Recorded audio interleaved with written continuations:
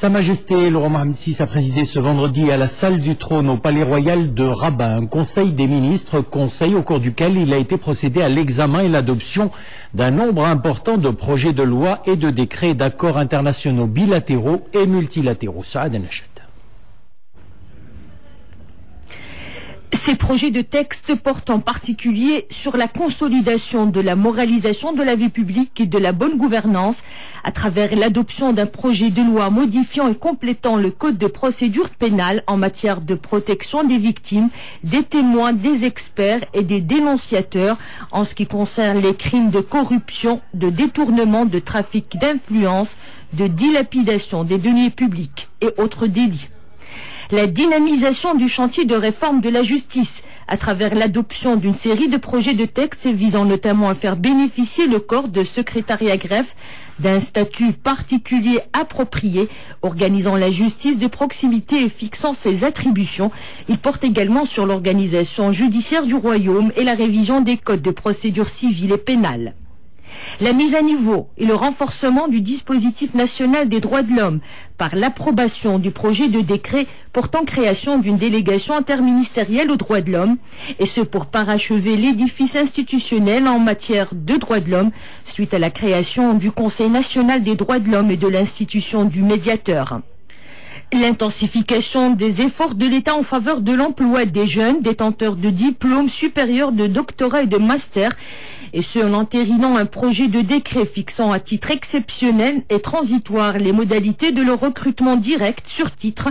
Cette mesure devrait bénéficier à quelques 4304 jeunes diplômés. La promotion des prestations et activités sociales à travers l'adoption d'une série de textes législatifs et réglementaires portant sur l'amélioration de la situation d'un certain nombre de fonctionnaires et agents de l'État et sur l'assouplissement, la simplification et la rationalisation du système d'accès au microcrédit.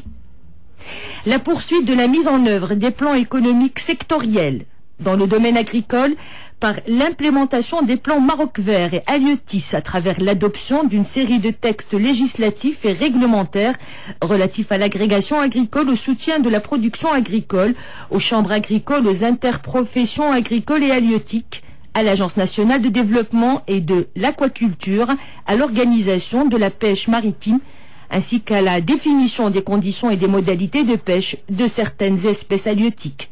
Dans le secteur de l'énergie, à travers l'adoption de 2 projets de décret portant sur les énergies renouvelables et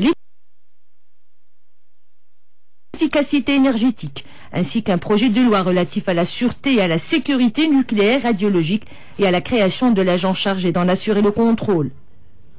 La consolidation du climat propice au développement soutenu et favorable à l'investissement par l'adoption d'une série de projets de texte portant notamment sur la création de la zone franche d'exportation Tanger Automotive City,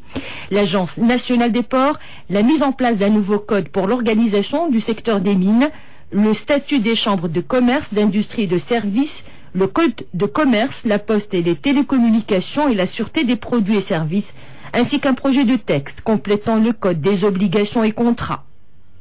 La poursuite de l'organisation de certaines professions, de la mise à niveau et de la modernisation du cadre juridique des instances professionnelles, notamment l'Ordre national des médecins, la profession d'avocat, l'Ordre national des architectes et les corps des enseignants-chercheurs et de l'enseignement supérieur et des établissements de formation des hauts cadres. La définition de l'organisation et des attributions de certains départements ministériels, en l'occurrence les ministères de la Justice, des Affaires étrangères et de la Coopération, de l'équipement et du transport, de la modernisation des secteurs publics et de l'artisanat.